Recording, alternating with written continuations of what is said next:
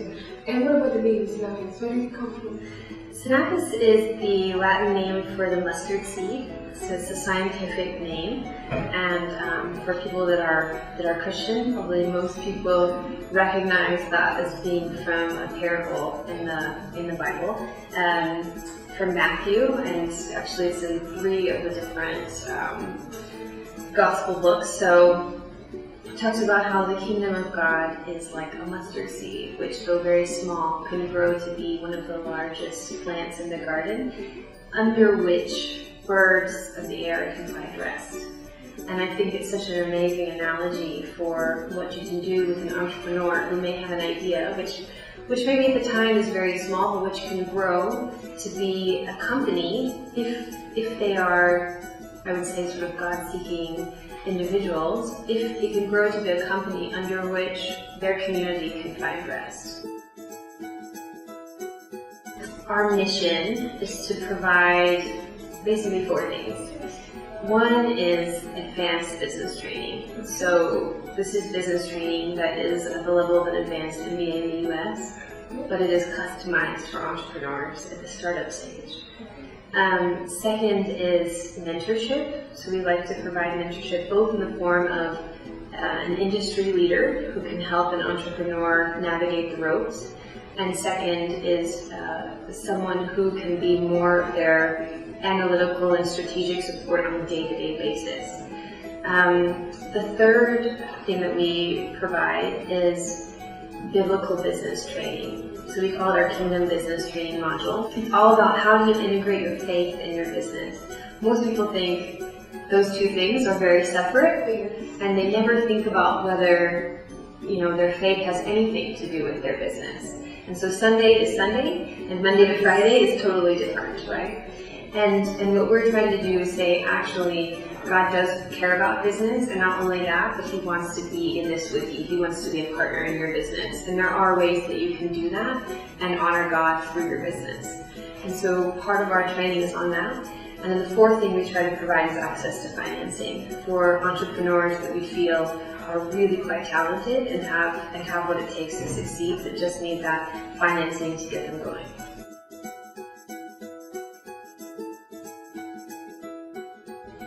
Yeah, what I care most about for Sinapis, more than how much money we've raised or how many employees we have or how many entrepreneurs have gone through our program, what I care more about is, are the entrepreneurs that are going through our program in 15 years, are they kingdom business leaders in their communities? Are they people who are writing about and talking about their kingdom entrepreneurship journey? Are they inspiring others to do the same? And if they're doing that, then I'm happy. We've succeeded. If they're not doing that, then we failed. So I'm more concerned about that than anything else.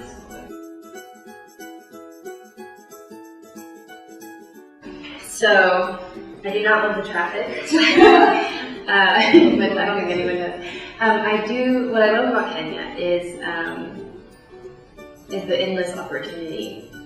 So I think in some other more developed countries, there's this there's lots of opportunity, but so many of them have already been tried so many times that to do something really incredible, you actually have to go so far beyond what anyone else has done, Yeah. But here in Kenya, it's like Kenya's at this amazing stage where if you have an idea that's maybe even been done somewhere else around the world, and you can replicate it here, you can actually be really successful. And so there's kind of like all this open area. It's like being on a frontier, right? There's all this open area for growth, and so it's just a matter of seizing it, And I think that see the opportunity, and you can actually see that you can grab it, that it's achievable. And I think that's what kind of drew me to Kenya to begin with.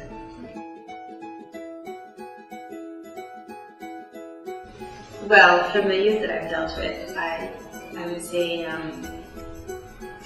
I think what's amazing about Kenyan youth is their optimism.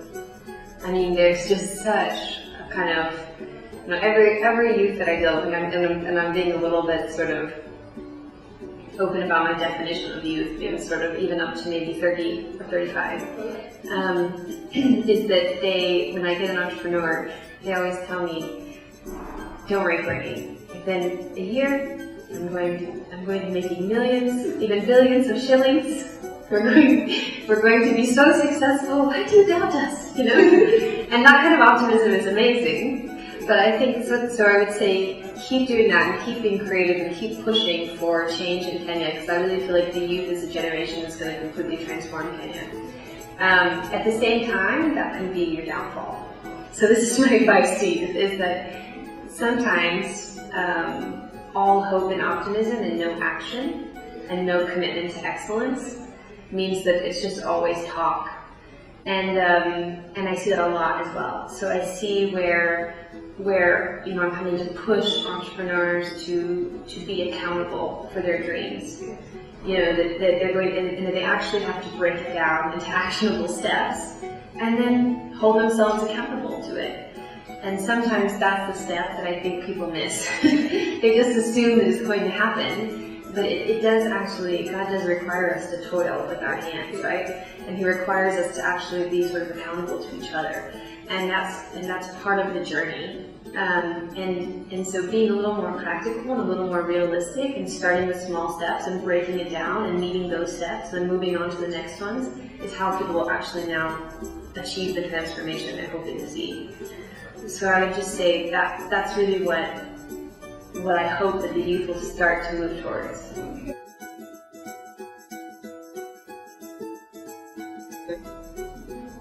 Get out of your room and behind your computer. Get out and go talk to your customers. That's the first step. It's really starting to understand who you think your customer is, because almost certainly that person is not actually your customer. So most people assume who their customer is, and then when they go out and talk to that group, they realize those people don't actually need their product or service as much as they thought they did. So really getting out there and understanding the customer need is the first step to getting a business launched. And there's a lot of really successful entrepreneurs that say, when I'm starting a new venture, the first thing I do is I take a lot of people to lunch. I just get out there and I talk to customers and I really try to understand who they are and what their needs are. And then they go out and they talk to industry experts, people that have been in the industry for a while, and really try to understand what the movement of the industry is. If you can do that, I can almost guarantee them that their product or service will change and their strategy will change. Most people do the opposite. They try to build a product, and then they try to see if people will buy it, and then they spend a lot of time and energy and cash flow, etc., and they haven't actually seen what their customers need first.